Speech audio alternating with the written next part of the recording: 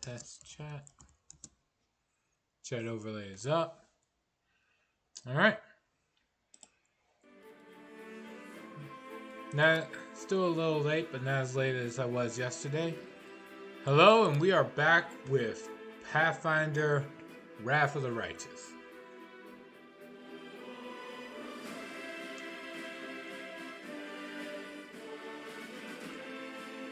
Alright.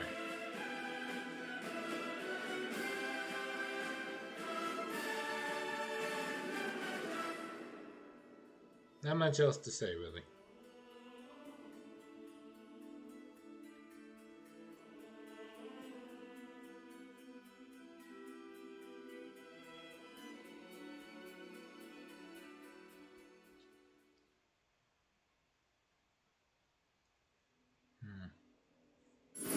Alright, here we go. See, last I left off, I decided to stop trying to run through the Midnight Owls DLC. We're gonna get on with the game.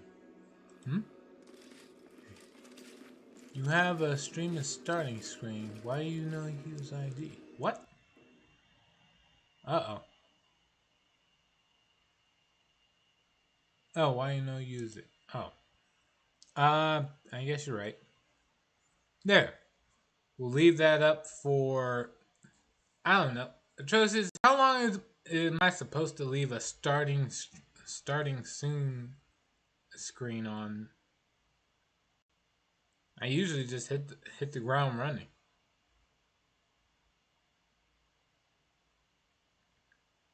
Is there a particular appropriate wait time?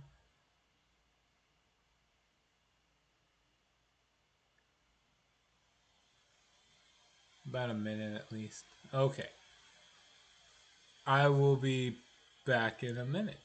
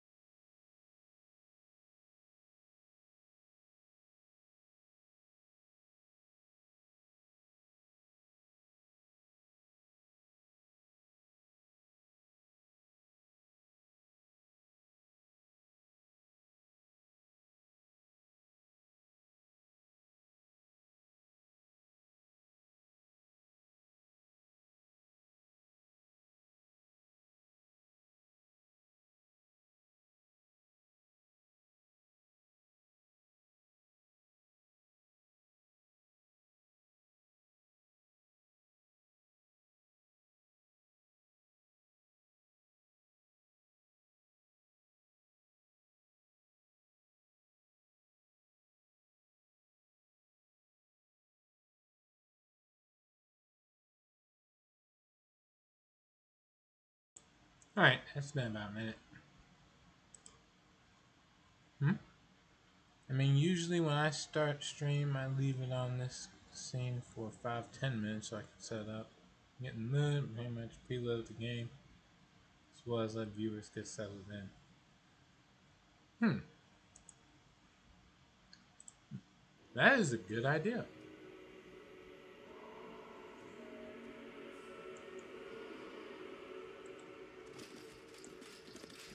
I guess I'll try that, but I don't know. As soon as I boot up a game, I'm usually like really eager to play, so I usually jump right in.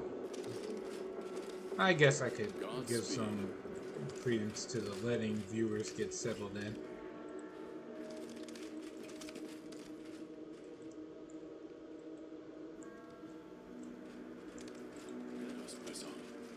Like I said before, though, earlier, We're gonna stop with the Midnight Owls DLC run.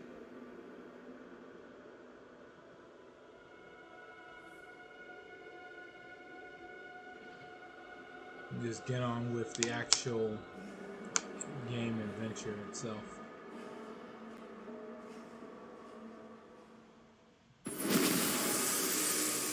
Alright. So...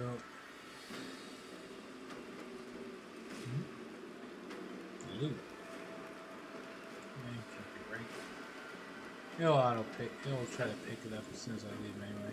So no use worrying about it.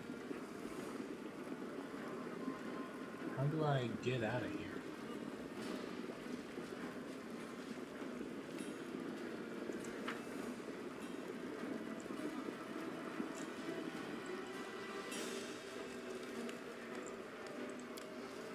There we are. To the lower city.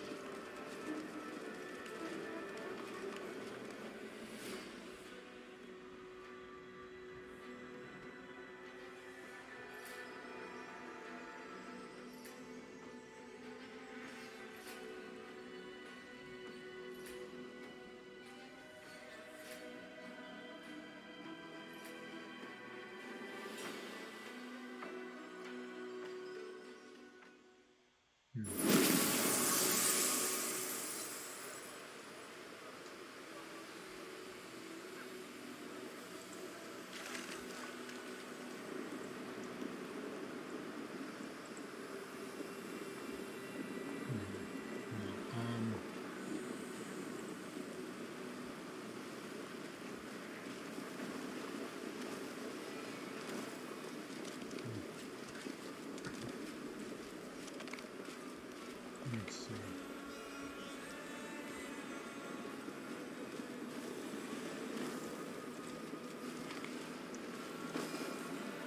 Where am I off to? I think the Bat... No, not the Rotten Guttery. The Batlock Tavern.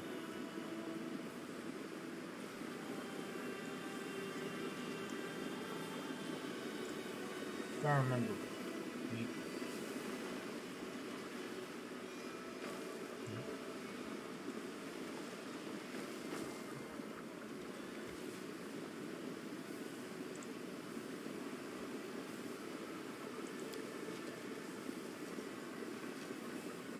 Alright.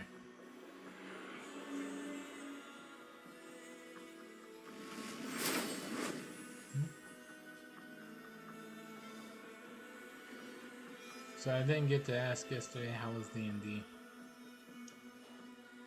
Terrible. It didn't happen. The end.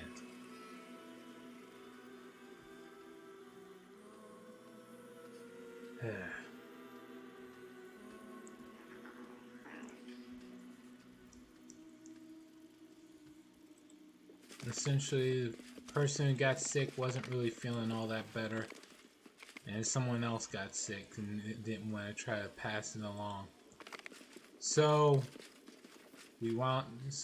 with 2 players down, we decided it would probably, and one of the other players, their character got captured. So decided, unless going for a chance to, huh? Did your GF break up with you? No. Sorry, fiance. No. No on both accounts. No.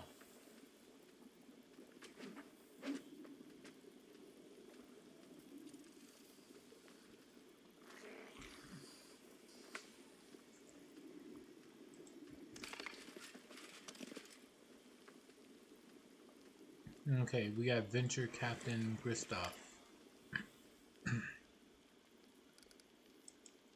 I already wrecked the flash market, so I guess he doesn't have much to do. J-Cot, not much. Familiar face. Not much. Alright. Melara. Alright. Greeting. Greeting you with a nod is a middle-aged sorceress with a short dark hair, a skinny face, and prominent cheekbones that bring to mind images of predatory birds. Despite the dark circles under her eyes and her overall worn-out look, her voice sounds friendly and welcoming. Hey, you're not a local, are you? Have you come from Galarian? That makes us fellow countrymen, since I hail from Absalom. Allow me to introduce myself. I am Magister Melara, a certified specialist in resolving magic-related issues, and the captain of an airship called Starcatcher III. So the player got sick, player was already sick, decided to cancel the game. I got that right? Yes.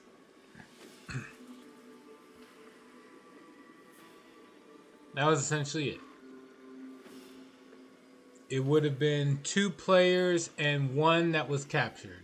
It wouldn't have been a good end.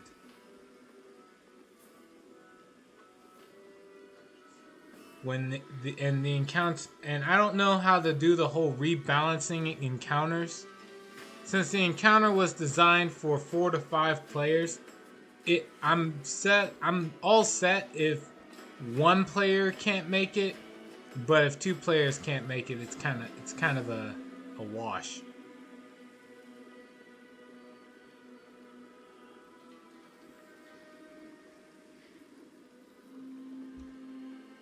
All right. What's a sorceress from Absalom doing in this rat hole in the middle of the abyss? For a couple of seconds, the woman's gaze grows distant, and a bitter expression appears on her face before quickly fading. I suppose you could say that I'm trying to cheat my own fate. In the current stage of my life, the abyss seems like the best port to call home for me. There aren't a lot of experienced and, at the same time, trustworthy captains around here, so I never sit idle. Yeah, I get that. Alright. Let's see. I guess I'll just do this one by one. You seem honest. How do you manage to survive this place? It's not like that one player would have had the guts to challenge an entire dungeon by himself just to save a comrade. 2, actually, but the 2 that could have made it weren't the tanks. So it would, yeah, even if they were like believed they could win and that the world would revolve around them, they would have gotten killed pretty quick. They're good damage dealers, don't get me wrong, but if you have to, because they were the only two that could have made it, aside from the player that was already captured, it's like you'd be running headlong into death. So I couldn't run it. Anyway. Seem honest, how do you manage to survive in this place? Frowning a little, Melara crosses her arms in a resolute gesture. I see what you're getting at. You're asking how a captain who doesn't grab everything that isn't bolted down, the captain that doesn't steal cargo and doesn't throw passengers overboard, how can they survive surrounded by a gang of bloody pirates? My answer is simple. My principles protect me. I strictly follow the unrented aeronaut code. I never ignore those in distress, I never attack other vessels, and I honor the integrity of the cargo that I am entrusted with. Maybe I look like an idiot to the other captains, but I don't care. My doggedness earns their respect, even if it also provokes their ire. Besides, they know that I'm stubborn, and I'll defend myself till the very end. I suppose that's the real reason why they haven't slit my throat and seized my ship yet.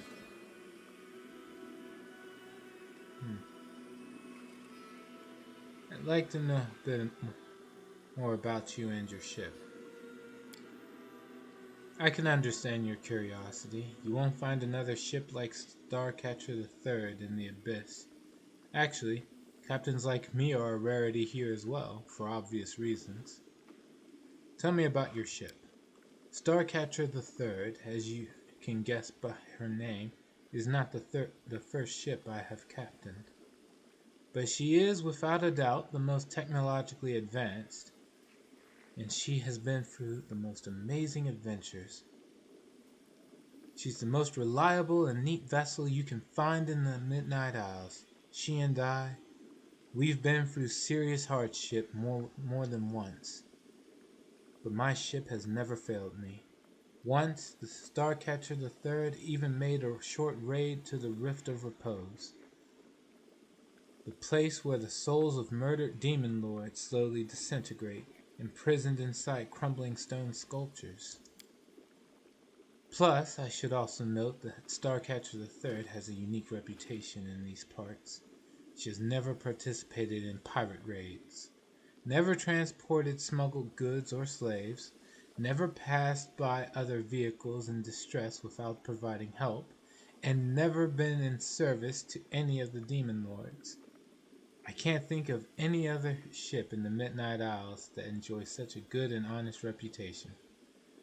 Laura utters the last words with pride, as if she were talking about a living creature instead of an airship. Anyways, if you ever start a D20 campaign, I'd like to attend. I'm bored and I can put in an all-nighter on my timeline once a week.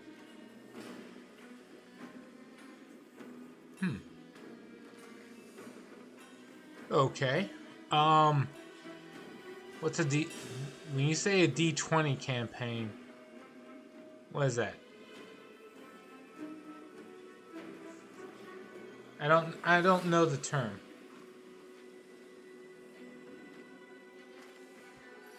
You just mean a tabletop game that uses a D20 game system? Like Shadow... No, not Shadow... I think Shadowrun uses D20s. Shadowrun, Pathfinder... Sorry, is it Roll20? Oh, yeah, it's Roll20. I know what you're talking about now. No, it's like... Yeah, it's Roll20. There's others, but that's the one that's most well known. Alright, let's see. Who works on your ship? I handpick my crew personally and extremely meticulously.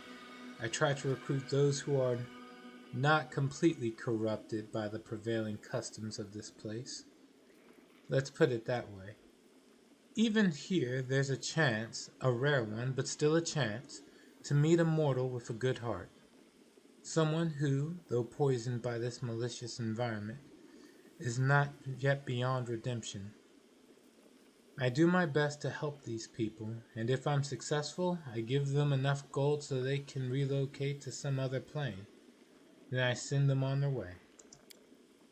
I hope that this way, I'll be able to save at least some decent souls. Alas, in this case, failures come much more often than successes. So to protect my good-hearted but corrupted crew from making irreversible mistakes, I have to rely on some spells. With a smile, Malera taps her finger against her temple. I call it disciplinary thought correction.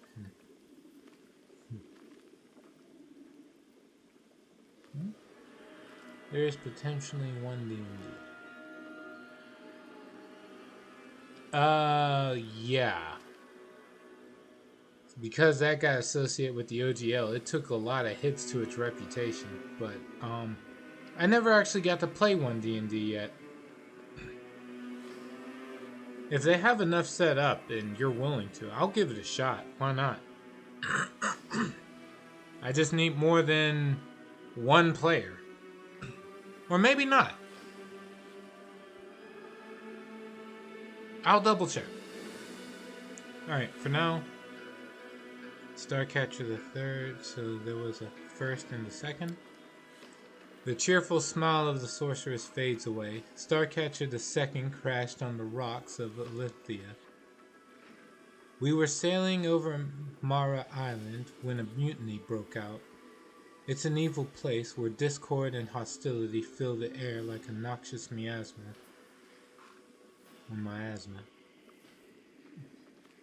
A part of the crew tried to seize the ship, the others remained loyal to me, and a massacre ensued. Defending myself, I had to fight my friends till I was the last one standing, the last survivor, all by myself. I barely managed to guide my ship to Olympia. But when I was bringing her into land, the rocks tore into her like a fishmonger gutting a fish. Starcatcher II was irreparably damaged. As for me, I escaped with a couple of bruises and a chipped tooth. The sorcerer squeezes out a bitter smile. As for Starcatcher I, it was because of her that I decided to settle in the abyss.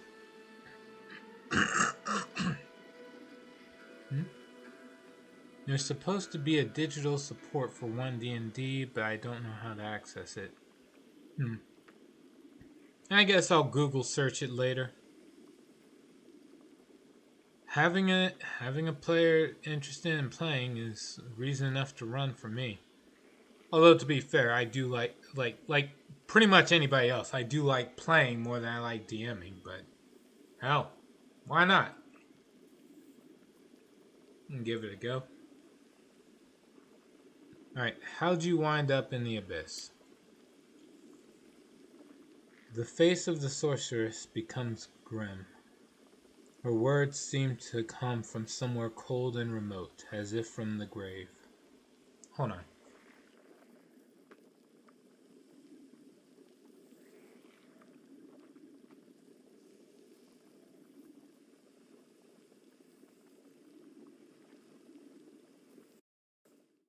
Alright. Do you know any DMs? I know of, well, technically a few.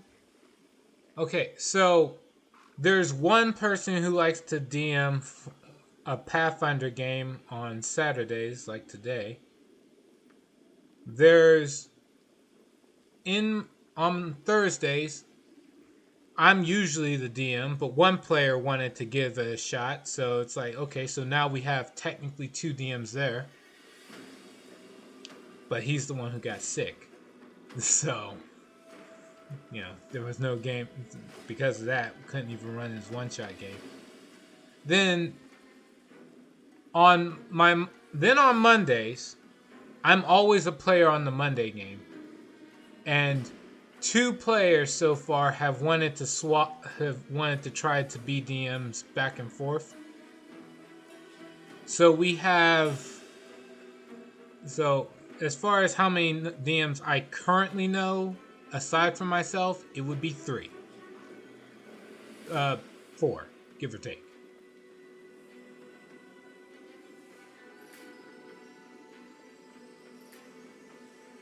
Let's see. Alright. I was once a member of the Arcanum Miriam, the most prestigious magic academy in Absalom. Back then I was a captain too, and I delivered special cargo and passengers at my colleague's request. I'd been assigned to a risky and extremely important rescue mission on the plain of Abaddon. Or Abaddon. I had to rescue a group of Pathfinders who had gotten into hot water there. I literally ripped them out of the claws of the Gravedigger, the herald of Xiphis, god of accidental and pointless death. And that son of a bitch never forgave me for that show of disrespect. He put a curse on me.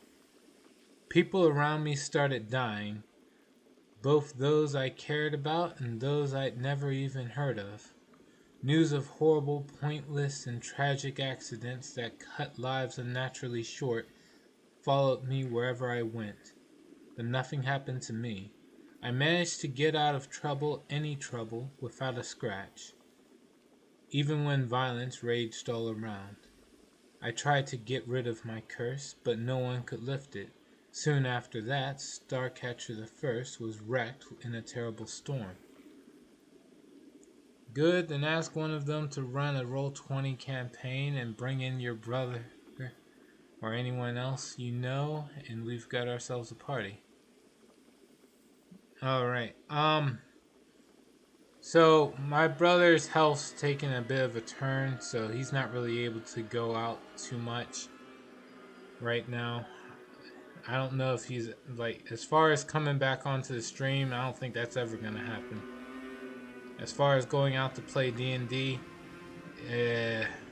he is legally blind, so him trying to log in on anything is kind of a hard endeavor.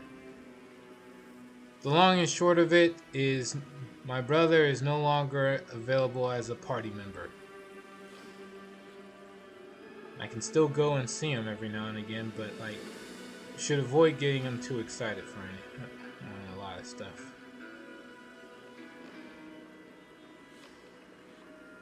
It's not the same as him being dead, but it's still bad. Anyone else I know? Well, there is Lady, but I don't know if she's all that big into D&D. I guess I can ask her. As far as everyone else I know, they already got a bi-weekly game on Sundays and a weekly game on Mondays, and the group on Thursdays is oof. They come in when they can, but the attendance on that one is rough. Alright. I think we'll be better. Like, Roll20 does have like a little recruitment system, so I guess I can give that a shot too.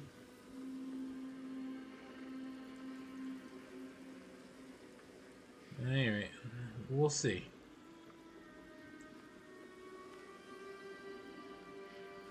Alright, now moving on with Nalara's story. Then I decided to go into voluntary exile and stay away from the planes where civility, mercy, and common sense are valued. Here in the abyss, I can at least avoid mourning those whose lives are cut short due to my curse. Besides, the abyss is insane and bloody enough even without me, so my cruel fate can add very little to this crazy whirlwind of aggression. Lan listens to the tale with rapt attention, without moving a single muscle, and seemingly even forgetting to breathe. This is the first time I've seen a real captain. Tell me, how does it feel to, well... Lan stops, unable to find the right words. With a soft smile, Melara applies the rest. To be an aeronaut? How can I describe it, lad? It's just the best job in the whole world. What? Whatever you do, don't tag LGBT friendly. I've heard a story about that turned into a horror show. The hell?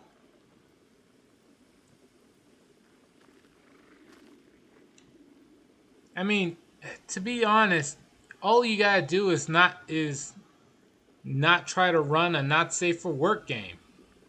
If somebody wants to say their fictional character kisses a fictional guy or a fictional girl, like let them have at it. Most people who try that stuff in D&D never want to be with a human anyway, so it's like, I'm usually safe, because I always run humans. So I don't have to worry about that. But everybody's looking at a tiefling like, what can you do with that tail?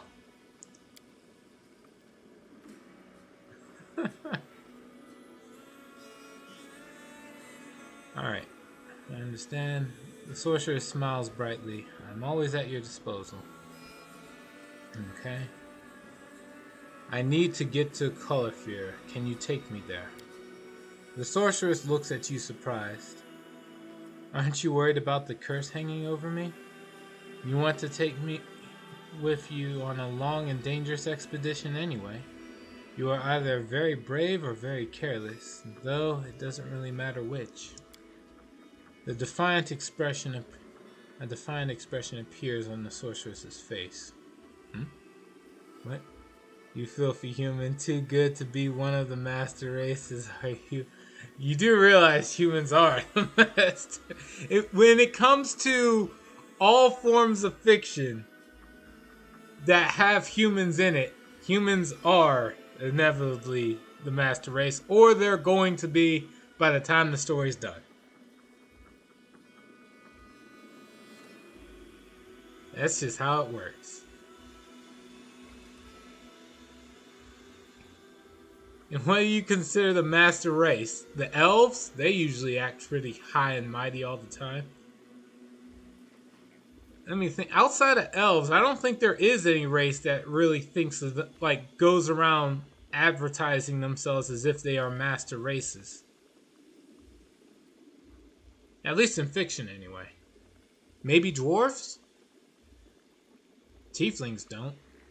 Dragonborn are pretty much only in like D&D. Lizard folk don't really do it. Let me think. Maybe gnomes? Maybe? What else? Yeah, it's usually just elves, to be honest. And maybe, I guess, orcs consider themselves to be in pretty high standing, like the world owes them everything. Or they're deserving of everything. Whatever. Anyway, let me read this. A defiant expression appears on the sorceress's face. We are quite capable of reaching the destination no matter how long or dangerous the route might be. Starcatcher III never wavers in the face of a challenge. I sincerely hope you've chosen your best companions to go with you, because we won't be able to carry more than 6 people. Also, you should take care with your gear. On a long expedition, you can only count on the things you've brought with you. For 150,000 gold coins, I can take you to that island in first-class style.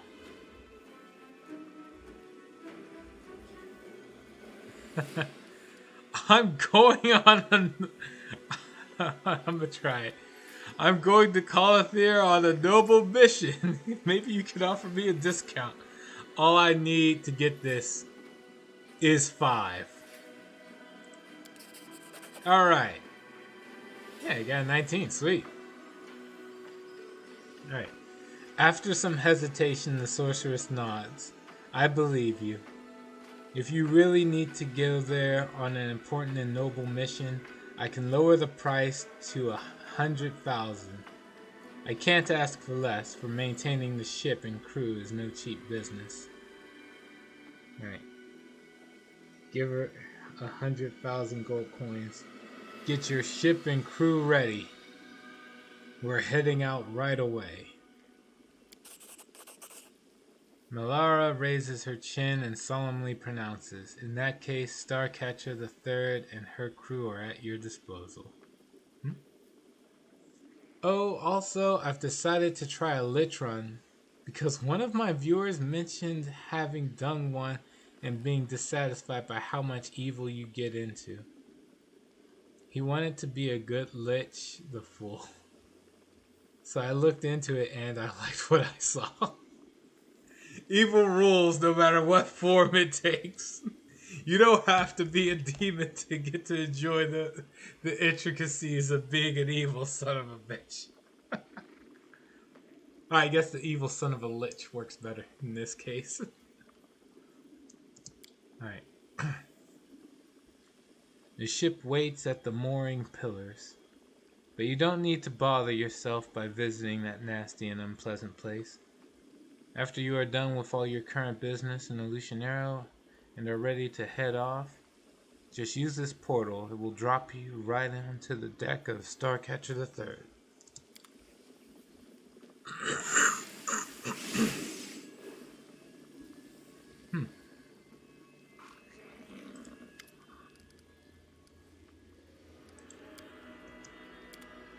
Alright. Before anything else, let me sell all this extra stuff I don't need. I'm already getting weighed down as it is.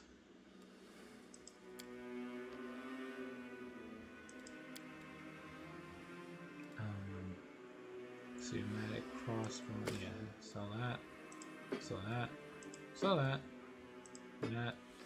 We'll keep the face smasher, smashes faces. So all these +3 glaives, +6 earthbreaker, vicious hand axe, don't need that. The outsider man, +4 sickles, closet longbow. Yeah, I got a lot of stuff here. Really neat. Agile daggers. I'll hold on to the +4 spear. I don't want to confuse it for this encounter. Oh, never mind. Treasure armlet. That's alright. Yeah. Yeah. Disruption nunchaku. I'll hold on to that.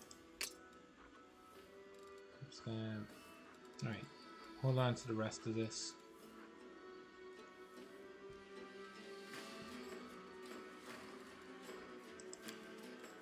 And well, demon works well with me because the scripts are much easier than any other path, and being a demon is just all about being angry at the world. Also, it's kind of the canon path. The other soul inside your character is essentially the inner demon, so embracing it just sort of makes sense thematically.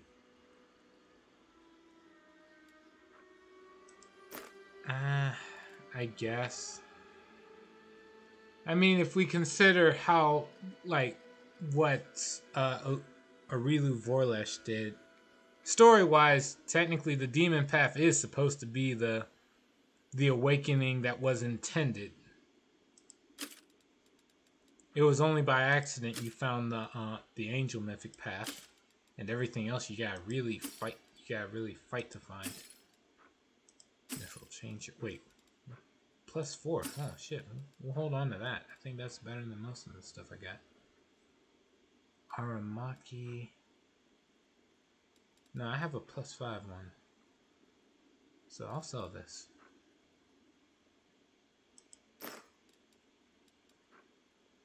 +2 breastplates. Adamantine breastplate. I might hold on to that. +1 mithril chain shirts. Tower shields. Don't need those. Those are just heavy.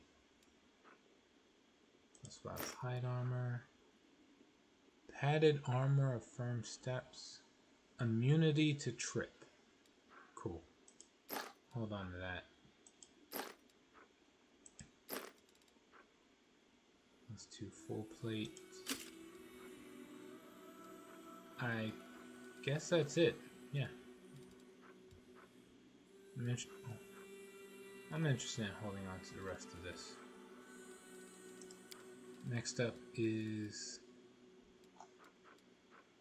the +3 and +2 rings of protection. I'll keep the mental perfection headbands. This other stuff though, I can sell this. I'll keep the +4 amulets because I think I actually can swap out a few of the amulets my party already has. Sell these. I'll hold on to the +4 and +5 ring. Let's see. Sell these. Sell these. But yeah, it's just +6.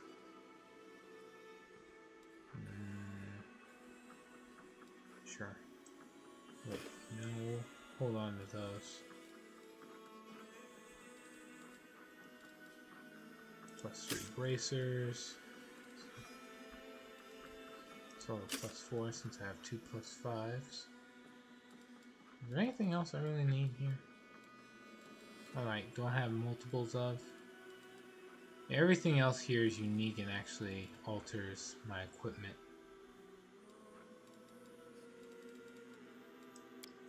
Sell. And we're on our way. Just as soon as I just reconfirm how much. And I don't have much in the way of potions. I should probably buy a few of those. Oh, am I kidding? I can afford all of them. Don't buy the Nihindrian crystal though. Alright. Who can benefit from the +5 amulet protection?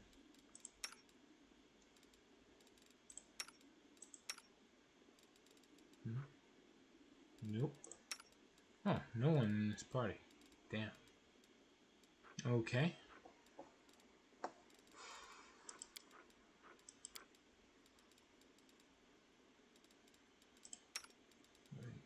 I think I made a mistake here. Get rid of this Ring of Luck and put on the... What is it? Ring of Deadly Swing. Sacred Commandment? No. Where is it? Ah, here it is. Earth Unleashed. Just to gain access to all the earth-based spells.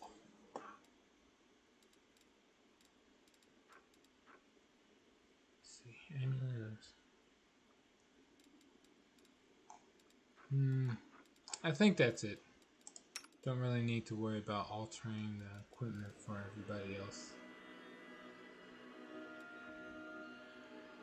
Oh wait. Amulet of Undeniable Truth is combined with the Robe of Unspeakable Truth. Which does what exactly? 10-foot aura of fear.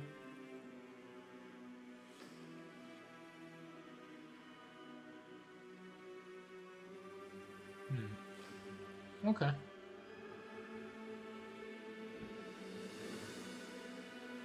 don't know who to really give this to though. What robe does she have? The Brink of Death, whenever brought to 50 HP or lower. No. What about you? +3 bonus save against acid. Okay, I'll give him that. The Robe of Unspeakable Truth. Wait, what? Robe of Earth. Acid Aura. What's an Acid Aura do? +2 DC bonus to acid spells. Alright, well. Robe of Unspeakable Truth.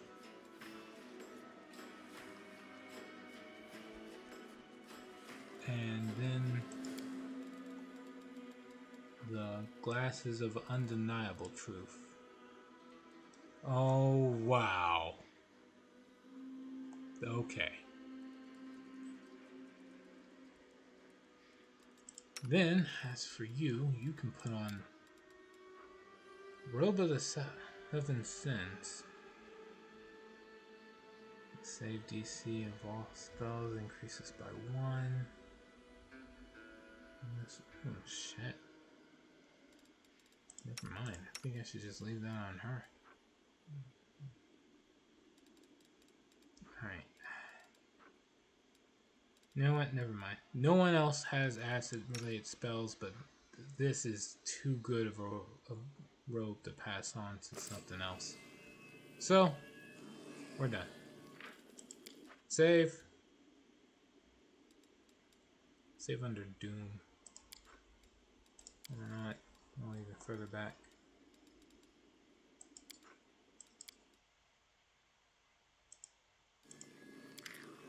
Alright.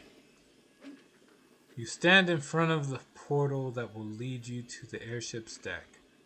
This vessel will take you to Caulifere, where you'll have to fight Baphomet's merciless daughter, Hepzimira. Approach the portal. You have a long and dangerous journey ahead. There will be no turning back, and you will only be able to rely on yourself and your companions.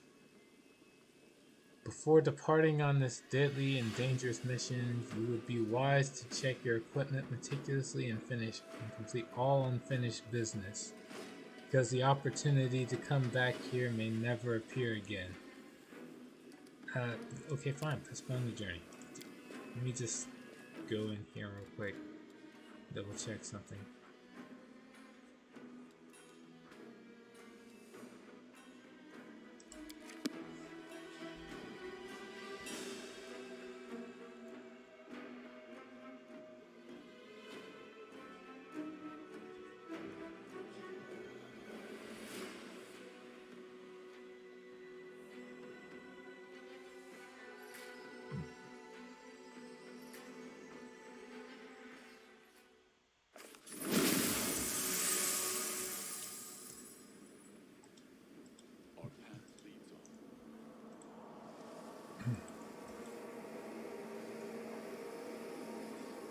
Just gonna double check this with the hand of the inheritor.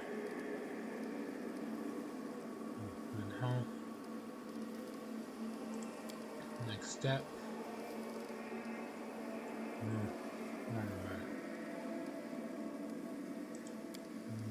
Alright. Substance here. Relax. Tell me honestly. Check it.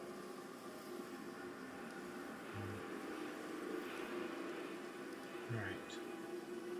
Questions about the mission? Nope. Question. Nope. Okay. Nope. That's everything. I guess we just go.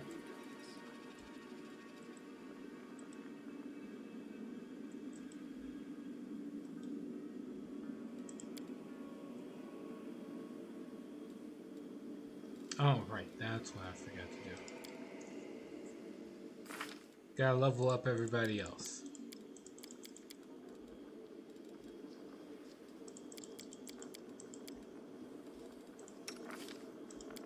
Camellia. Level up.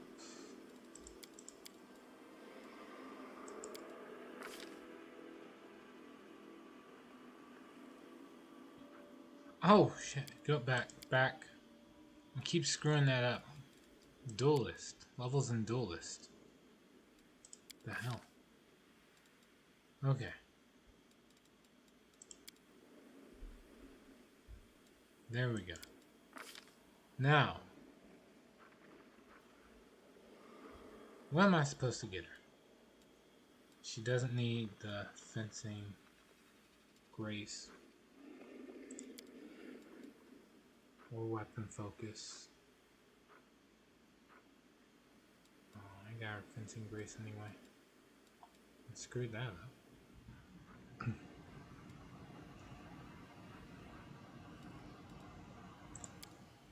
Alright, whatever.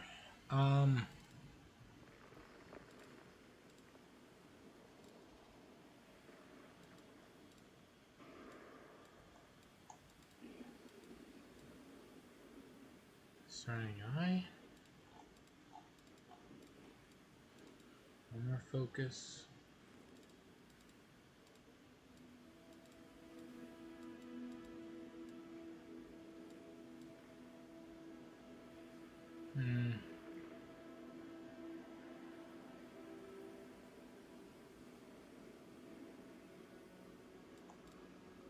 I don't really know what's a good feat for her since she's a duelist now.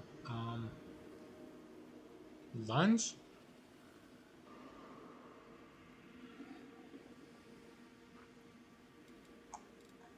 No, wait.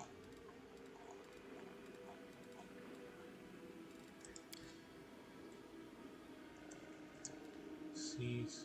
Did I spot wrong? Combat reflexes. For seize the moment.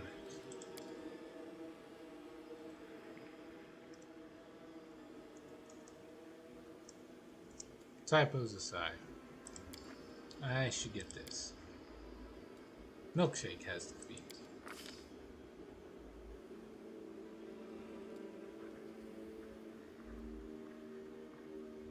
Things. Mission attack. Arrows. Alright. Then with her done, Woljif is next. But I'm just gonna do the auto leveling thing for him. Critical. Spell magic greater and eye bite. Nothing to it.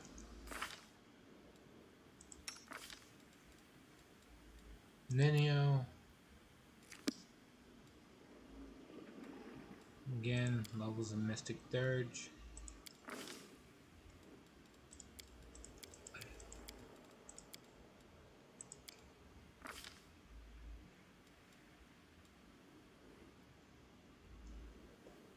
What? Recommends off spell focus, but like, there's gotta be something better I can give her.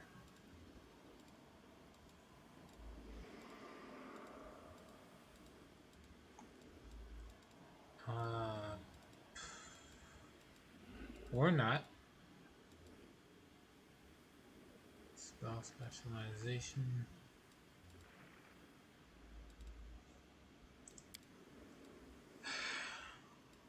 What is a good feat for Ninio? I already got spell penetration and greater spell penetration. Spell focus, greater spell focus, point blank shot, precise shot, improved initiative. Damn, I'm running out of options for generic spellcaster stuff.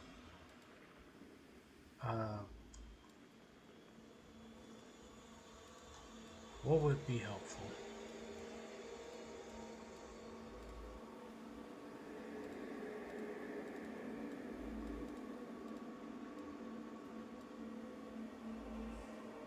Improve critical. Can I do that for spells? Ray spells? She's not gonna do melee touch spells, so I guess. But then again, I don't have her cast ray spells. Most of the time I just have her blast people with magic that does damage on a saving throw.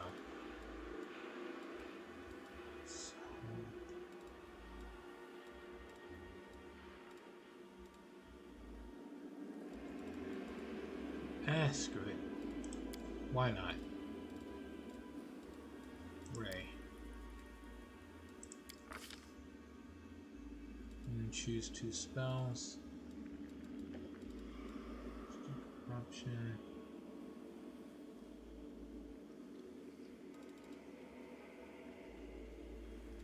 There's no 7th level illusion spells.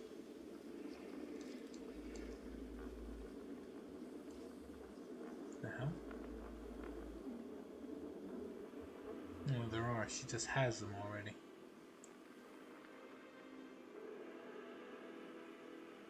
Okay. What are 2 good spells I can give her at 7th, that are 7th level? Ice Body? Insanity?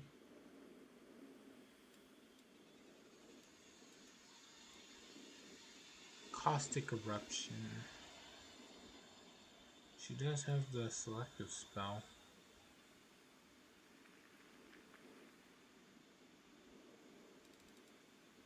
Prismatic Spray.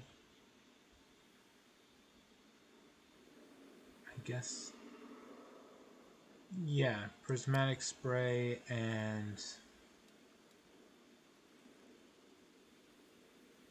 Let's see, what else?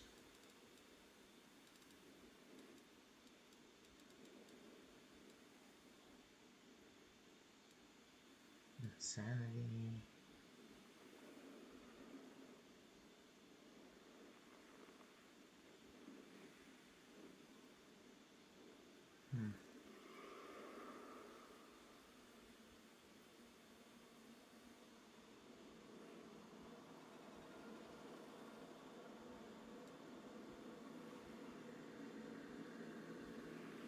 Let's see.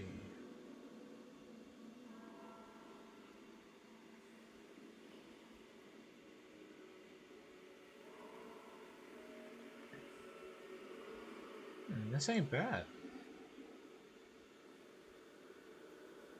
I mean, the vulnerability to fire sucks, but like everything else ain't bad.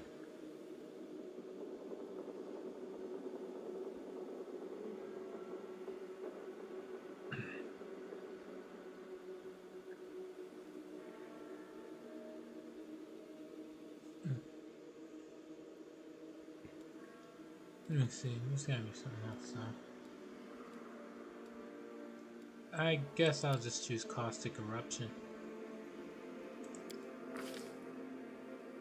Right. And naturally, she gets spells from the Druid as well.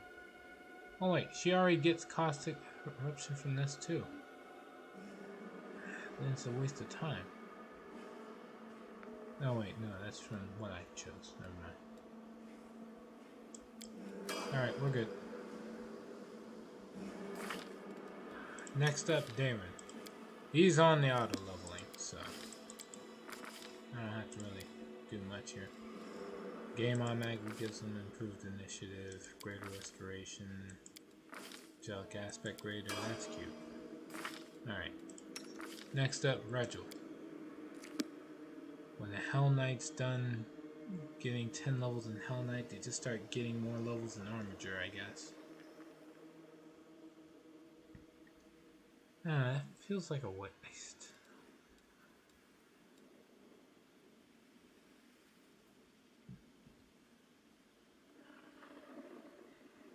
Is it a waste?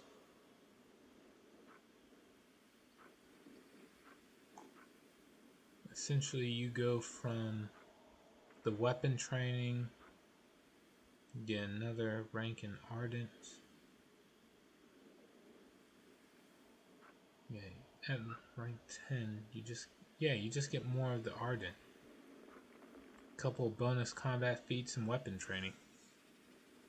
I feel like you could get more from making a Hell Knight Armiger, and then get like some of another prestige class, but I could be very wrong, so who knows.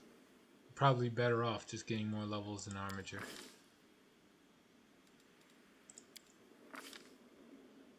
Double slice.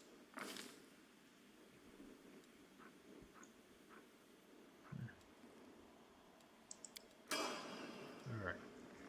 And last up, Grey Boar. Level up. Blind fight. Done.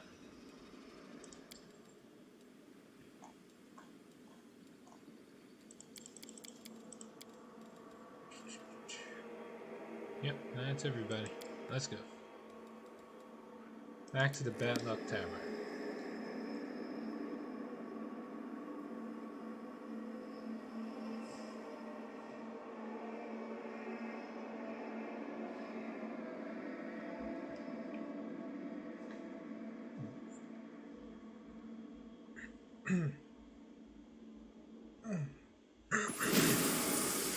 Alright.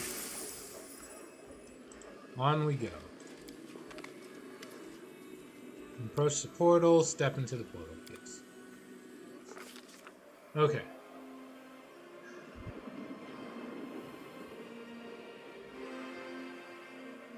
The route marked on the map connects Olympia and Colithir with a black line. It is straight and steadfast, just like the commander himself. Determined to catch and slay his enemy, Hepzimira, Baphomet's daughter at all cost. Starcatcher III easily catches the air current and glides forward. Discipline, instilled by the grim sorceress called Milara, reigns over the ship. Silent and diligent sailors sweep away the tiniest signs of mess on deck, with the eagerness of zealous inquisitors. Having apparently decided against a game of hide-and-seek, the hand of the inheritor appears on the deck in the flesh, standing unmoving at the ship's prow, like a majestic golden statue. And they passed. The voyage is only just underway, but the commander and his crew are already facing their first challenge.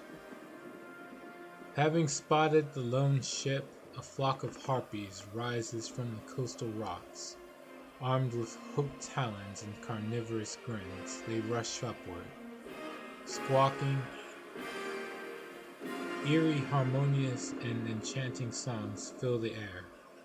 The gazes of some sailors go blank as they cast away their lines and walk unsteadily toward the ship's broadside to step into the void, where the sweet-voiced songstresses are waiting for them. The commander decides to distract the harpies by throwing a couple of sailors overboard. Oh my god. I remember I used the Azada path before, but we can't do that now. So we intimidate. Chase the harpies off with weapon fire and battle cries. I need a 3. Alright. Even for an experienced archer, hitting a nimble harpy in midair is no mean feat, but somehow the crew manages to strike down several with well-aimed shots. The screams of fury drown out the enchanting songs, and the crew drives the winged predators away from the ship. With shrieks of disappointment, they continue circling in the distance for a while, but then head off in search of less dangerous prey. Day 3. Well, it says day 5, but whatever. Many cultures consider malice and belligerence to be contagious diseases. In the Abyss, one particular place transmits such quarrels in the air, like a noxious miasma. This place is Mara Island, and the ship is flying right over it. Discord-sowing whispers fill the thoughts of every crew member. Sailors suddenly begin casting hostile glances at each other, while muted but merciless brawls break out here and there, with almost zero provocation. Such is the aura of Mara Island, the heart of malice and disorder, a cauldron of the affliction known as strife. Captain Melara frowns as she observes the discontented mood reigning on the deck.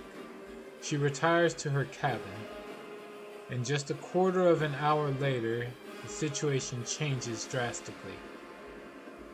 A strange, eerie apathy falls over the ship's crew. The sailors look at each other with blank eyes, unable to comprehend why they were ready to lunge for each other's throats just a few minutes ago. The uncanny apathy fades away right after Mara disappears from the horizon. And only then does Melara return to the deck, looking wan and exhausted. You chose Captain Melara and her ship to travel to the Isle of Clothir. The choice of the captain and the ship may have a profound effect on the course of the journey. A hurricane of enormous proportions rages toward the ship, threatening to crush the boat like an eggshell. A whirlwind rips a gaping sailor from the tackle and tears him apart in midair. The winds catch the ship and draw it into a steady dance. The elemental embrace lasts for hours, days, or maybe months. Within the stormy darkness, the chaos of crashing salty waves, mere moments seem like an eternity. It feels as if the wild winds have subdued even time itself, twisting it into a bizarre spiral. The commander can barely make out the dark shape of the island called Alir below, offering a chance that the ship might seek refuge there. But what dangers might await the vessel on land? Would it be smarter to make a valiant attempt to drive the ship through the raging elements? The commander orders a landing on Alir. Fleeing from the storm that shreds the skies like a hawk ripping into a partridge, the ship descends into the dense undergrowth of Alir. Will this decision lead to salvation or damnation? Only time will tell. As a rule, death is associated with cold and desolate places that look entirely unlike the densely forested Alir.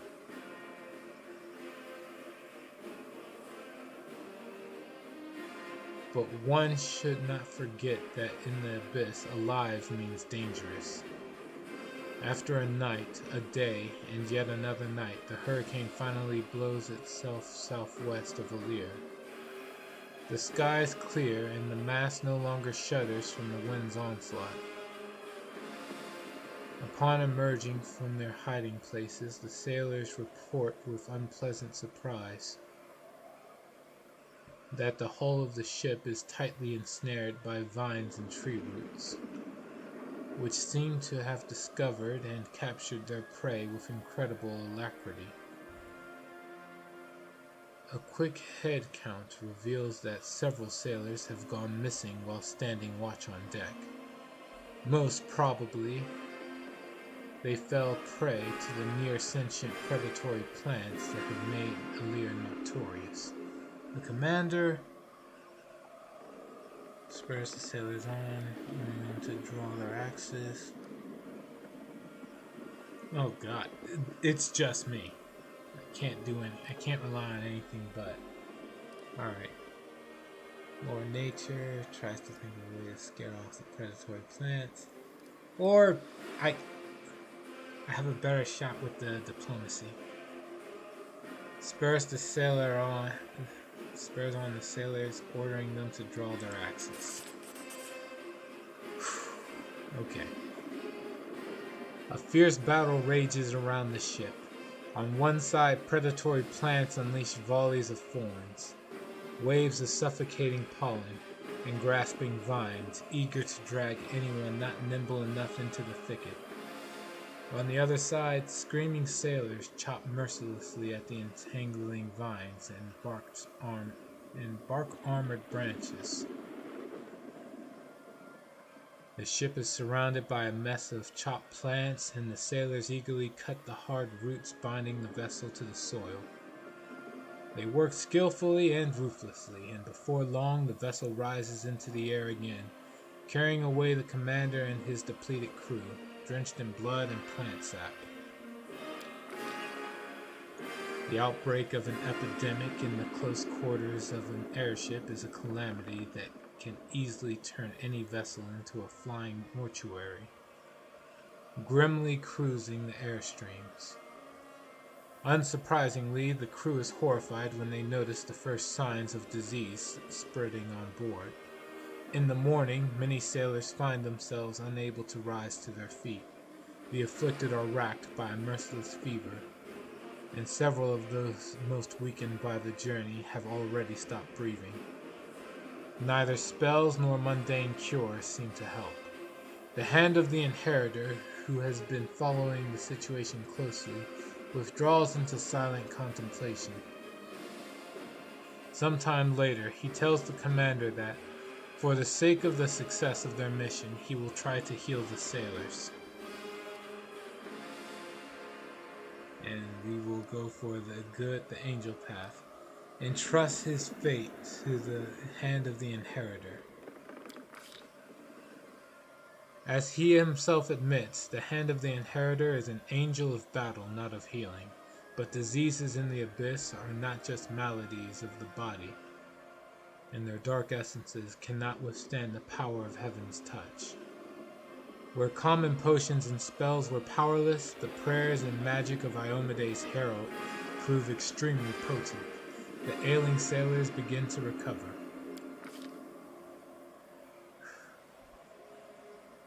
Every aeronaut dreams of distant voyages, gazing upon wonders and collecting a bounty after arriving at their destined port. But no one ever dreams of fighting harpies, monstrous storms, carnivorous plants, or invisible but deadly diseases. The crew is tired, rancorous, and craving an opportunity to unleash their anger. Brandishing their cleavers, they surround the commander. Not all of them, of course, but enough to pose a genuine threat. The hand of the inheritor stands shoulder to shoulder with the commander, A warm glow envelops them both. The angel summons the blessing of heaven to enhance his friend's strength in the event of a fight. The commander...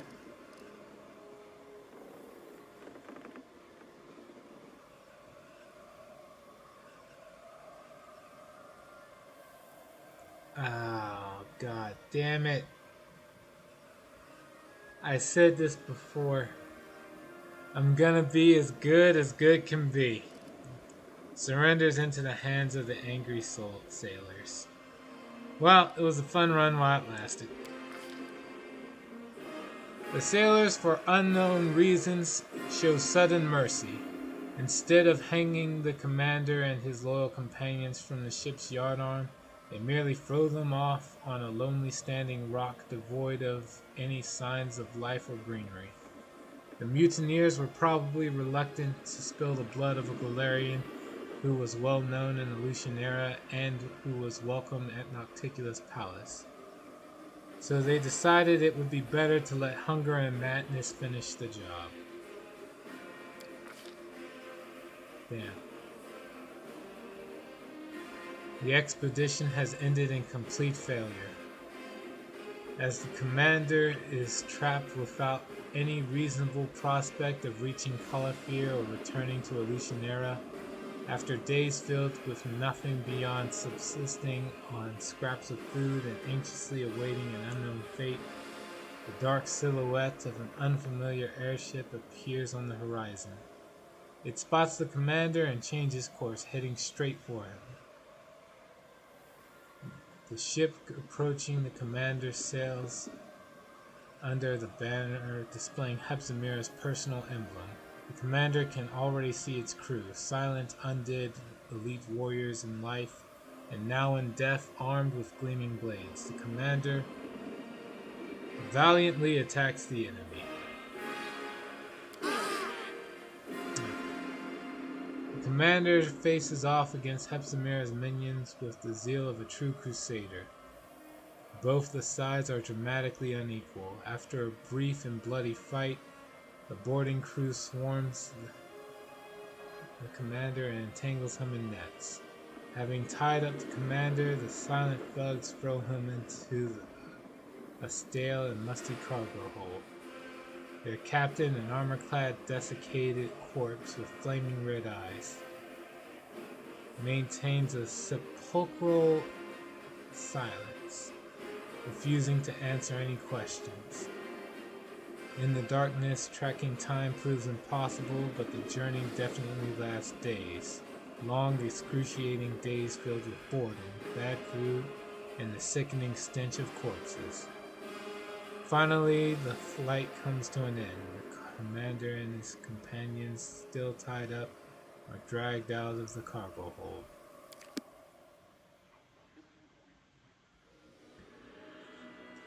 That sucks. This is what being good gets you at the end of it all. God damn it. A failed expedition.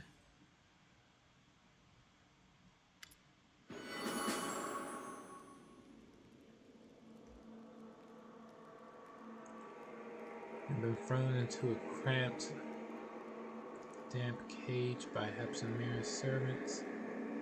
Your captors have confiscated all your gear and equipment, so you must rely on your own abilities. The bars of this cage have completely rusted through, and it does not look as if the undead guards are paying you much attention. They seem to be muttering something beneath their breath, their mouths moving in a constant stream of ominous whispers. Ah yes, unarmed combat. This should prove fruitful.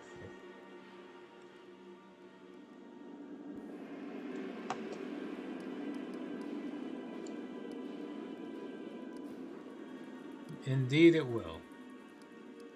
First things first. I'll give this a shot. Well, I gotta get a 16 for the athletics to work. Sure, why not?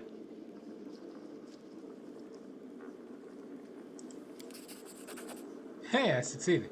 Grab the nearest undead guard and smash his skull against the bars. What do I get? I got a nat 20. Sweet. You swiftly slip your hand through the bars, grabbing a handful of dry flesh. You smash the undead man's head against the bars with all your might. There's a resounding crack as the impact shatters the man's skull like an egg. The hapless guard slumps to the ground, a lifeless pile of rotting flesh and bone. You snatch the key from the dead man's belt before the other guards have time to react. You are so close to freedom. Soldier. One of the undead guards hisses through his teeth. You are unarmed. Don't stand a chance. Go back to the cage or we'll put you back in pieces. That's my dream. It's one guy. We can take him. It's one person. More accurately, the horses can take him. Maybe not. Wait, what's that? What's his stats? 37 armor class. Okay. What's his touch AC? 15. That's not as bad. But thankfully I can still cast spells, so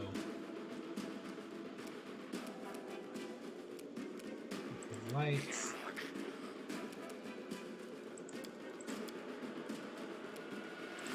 Pillar of Life.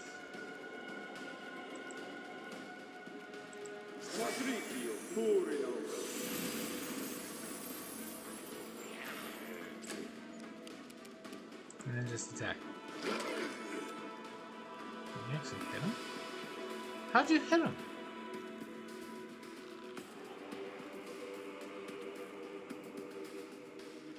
Got a plus 23 to hit. Damn. I thought you were unequipped.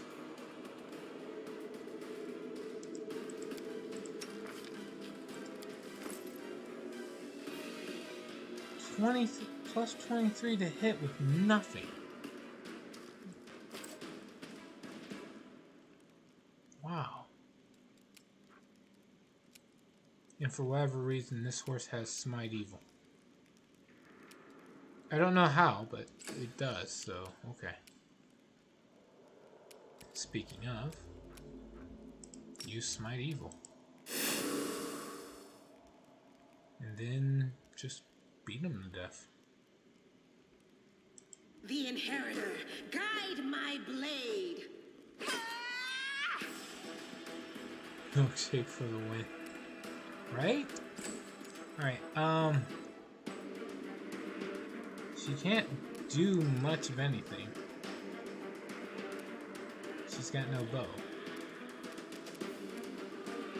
Her spells are less than impressive.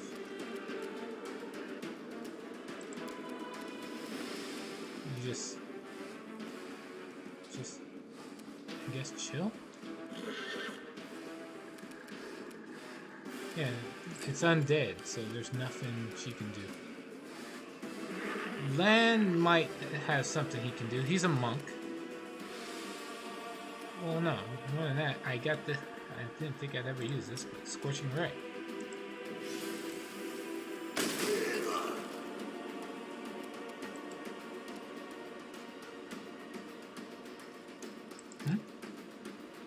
That'll just shake your milk.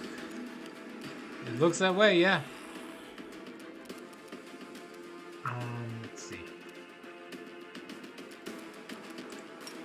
Just do another one.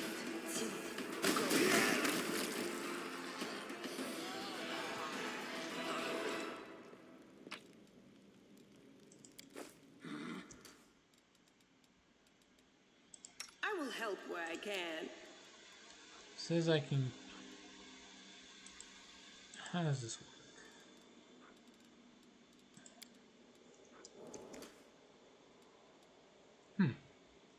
So, know that when I say milk, I mean tits, right? What? No! That's totally a surprise to me. I did not think you were referring to such a thing. How could you? This is such an unknown surprise to me. Never would I have ever been able to guess. Until you realize I'm being very sarcastic.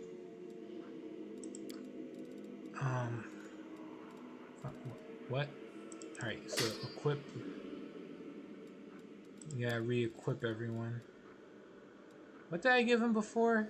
Immaculate Petal? Shield of Incorruptible Heart? No.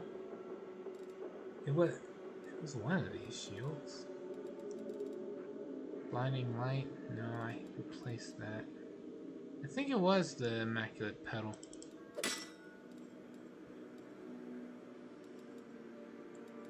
Alright. Let's see. Now, for armor. I gave him the... What was it called? Yeah, Robe of the Seven Sins. And... This is why you don't keep a hoard of equipment on you. This way you always know precisely what everyone was wearing. Stupid hoarders. Whatever, that's hindsight's 2020, and how much copium and excuses can I try to throw at you before you're convinced that I'm not entirely in the wrong for not listening to this logic.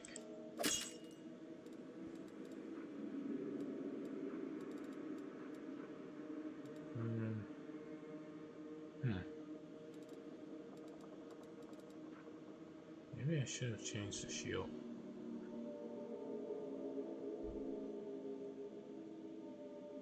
Yeah.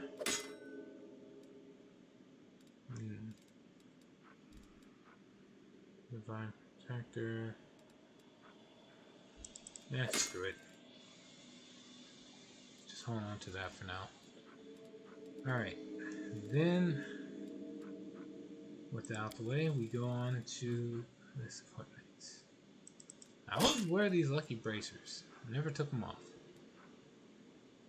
Let's see.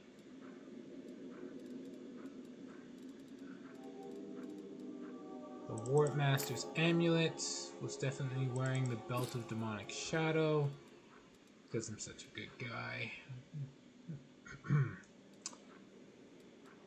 Let's see, I know I was wearing the... What's it called? Yeah, Earth Unleashed ring. Forgot what the other ring I was wearing was.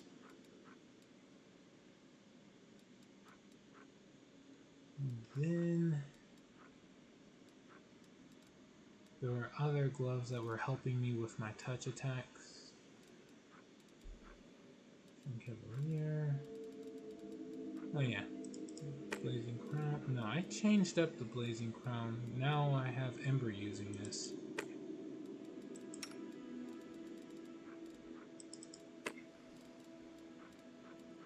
Alright.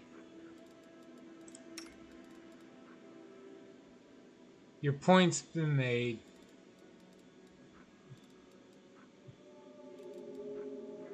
There's probably something to this whole I shouldn't have been hoarding all the extra equipment. We'll make let's get something a little easier done. Put on the horse's gear. That should be easier to spot, right? Right?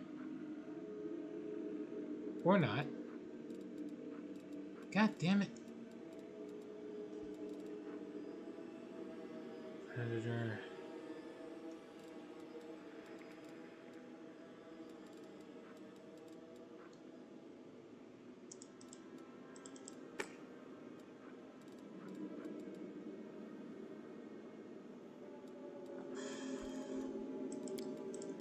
Remember, you two were wearing the half a pair.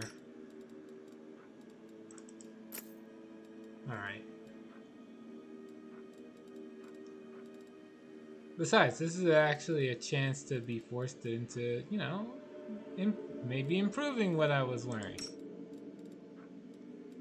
Maybe. The real challenge is like figuring out the accessories. Presentation. Sure. Enduring Wizard. Flame. Oh no, that went to you. Whenever the channel energy ability was used.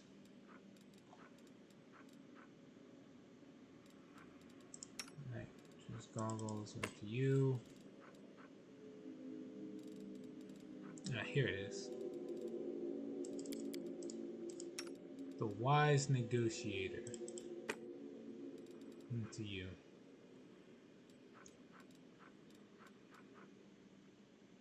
Okay.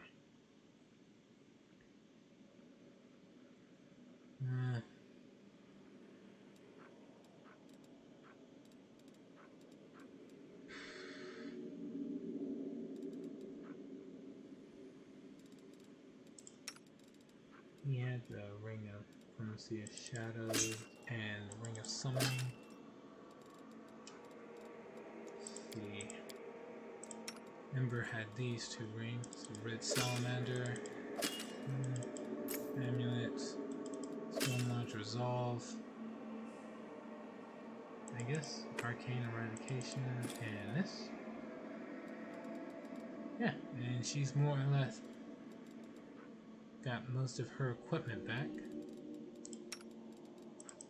She had the inner sight. Phylactery of Positive Channeling. And Quick Draw. I think I gave it to him. Alright. We're starting to... Oh, there it is. Starting to figure out who had what now. Right. Undeniable Truth.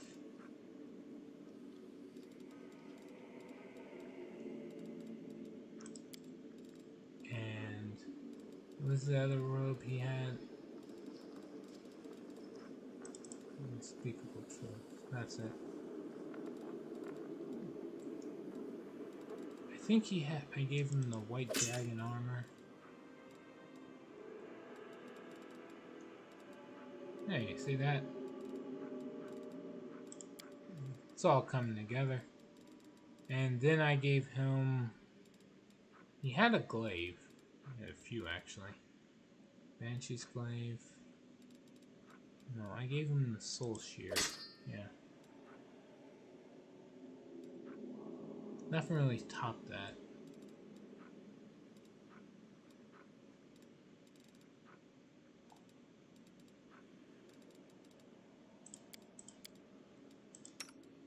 Ember has several. I think I settled on her having Ashmaker and the Plague of Madness, the relic.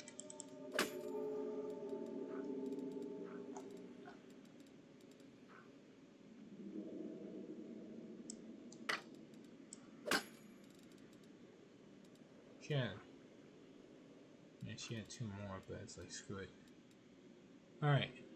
Not to mention, your stash is disorganized. You can't even find your way around what you have in your inventory. Hey, I'm doing it right now. What are you talking about? I found most of it.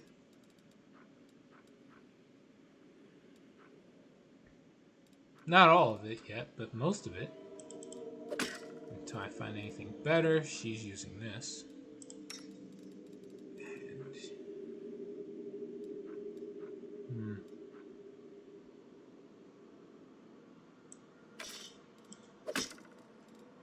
I know I have them using short bows. I just don't know which.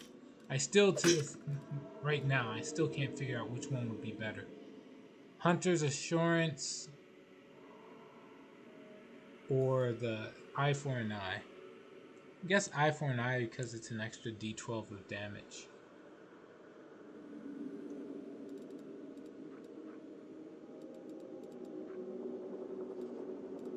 Mm. Yeah. Then remember giving him 2 rings in particular. Merciless Shot was one of them. Forgot the other one.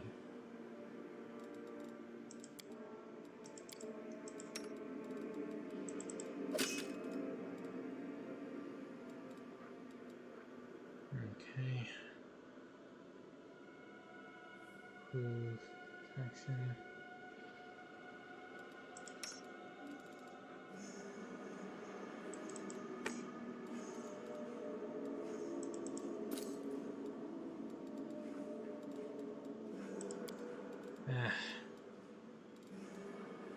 Can't remember what I gave everybody, but you know, I gave them stuff. So, you know, I'm somewhat right there.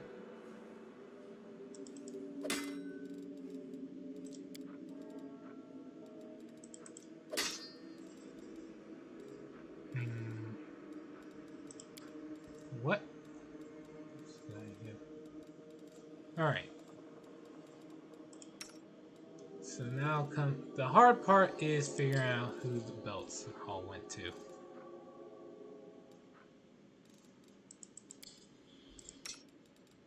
Now she got this one because it actually helps with the quarry ability. She got the right singers.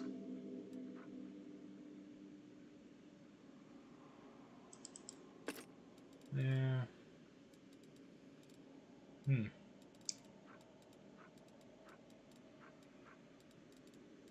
And yeah, I see your point. +5 ring of protection. This ring grants its wearer +2 deflection bonus. Any bonus is doubled. Yeah. That was on you. Cloak of Cinders was on somebody. I forgot who though.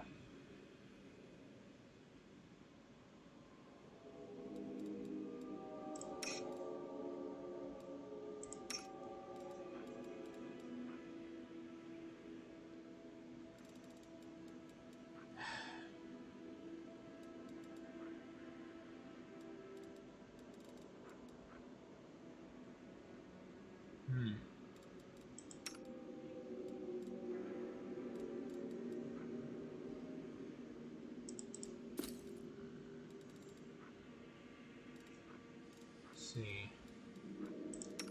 This one was on you. And then there belts. No. Strength. Oh right. That went to the horse. Jackal. Jackal, no.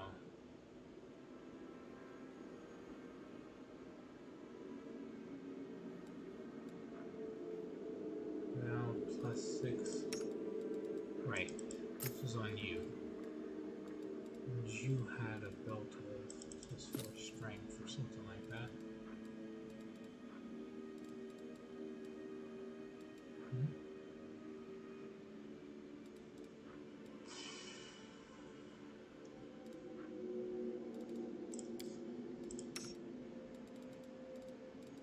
Can't think of anything else. The hand.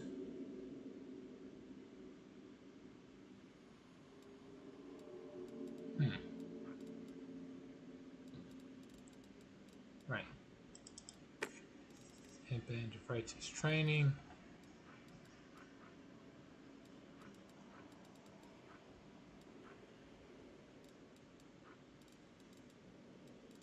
Okay. So that's more or less everything. Let's see. I remember she had the blackened rags. And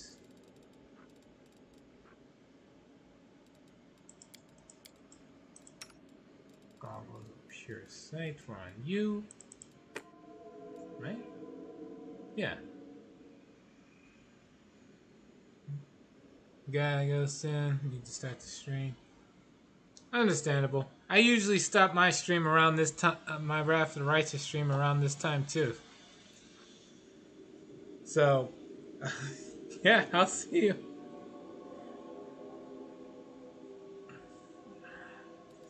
Have a good stream, Atrocious. Let's see. Uh,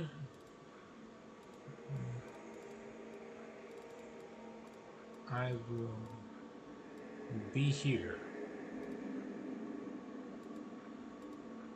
figuring things out. The lone wolf.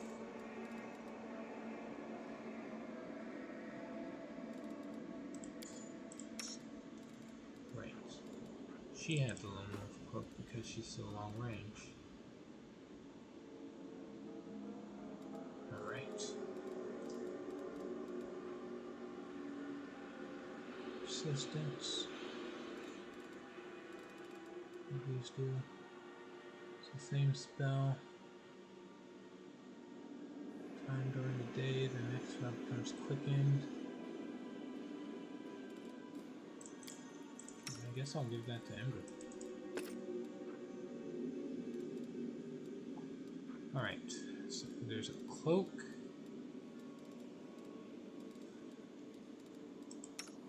And you have armor and cloak, and well, no, she's got a lot she needs. Let's see.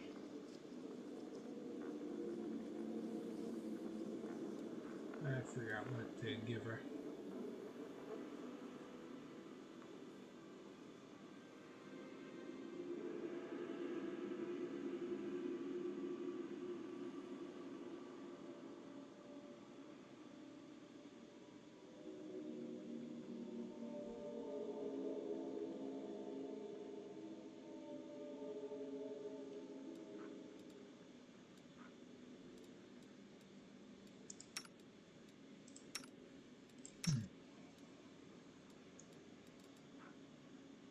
Unless I find something better for her, she can have this.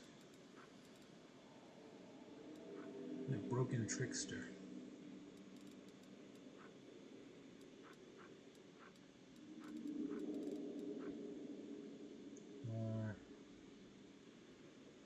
Whenever enemy lands a crit, they make a will save, suffer a penalty. Yeah, sure.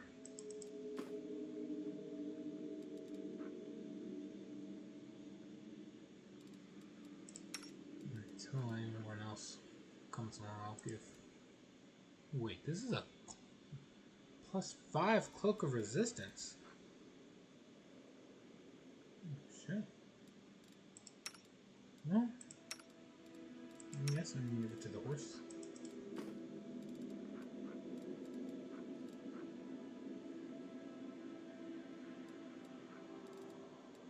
Let's see, Graces of Bravery.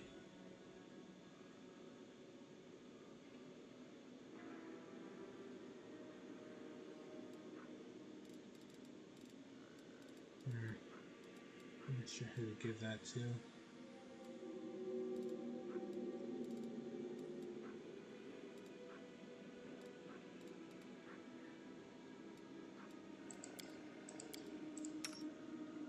Alright.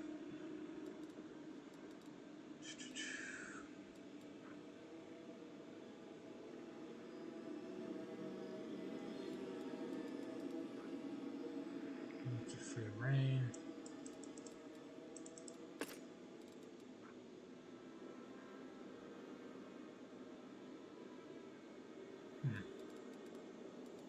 Alright.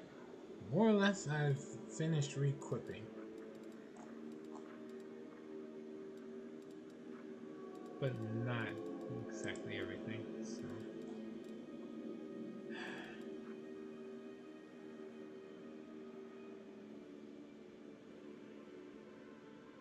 Yep.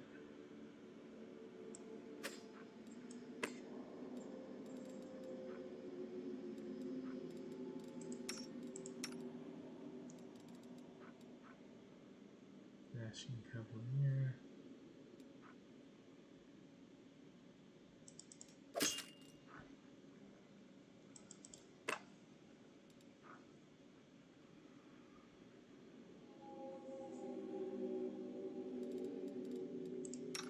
Hmm.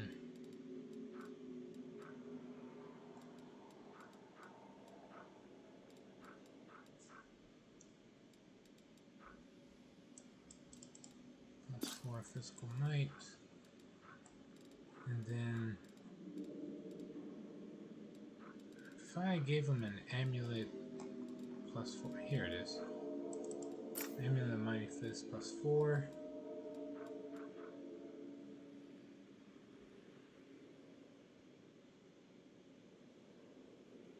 Let's just give him this.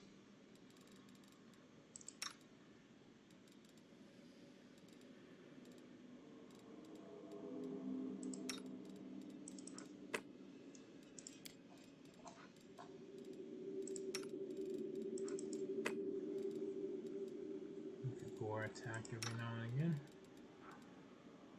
And let's see.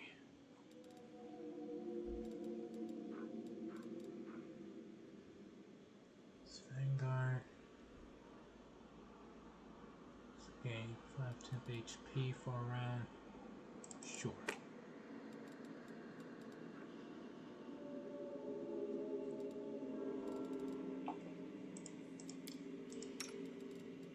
Right, you had this for the +10 to trickery.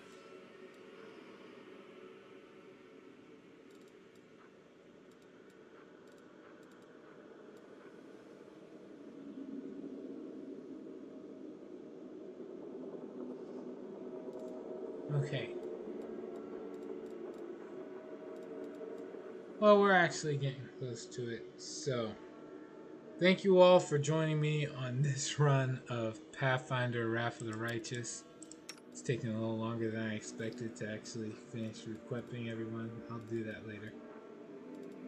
Thank you all for joining me on this run, though, for as long as you could.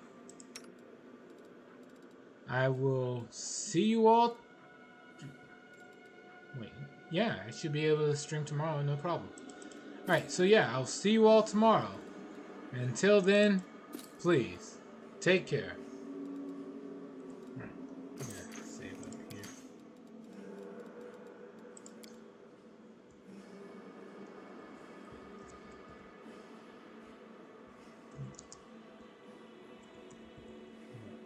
Let's, as we re-equip. Alright.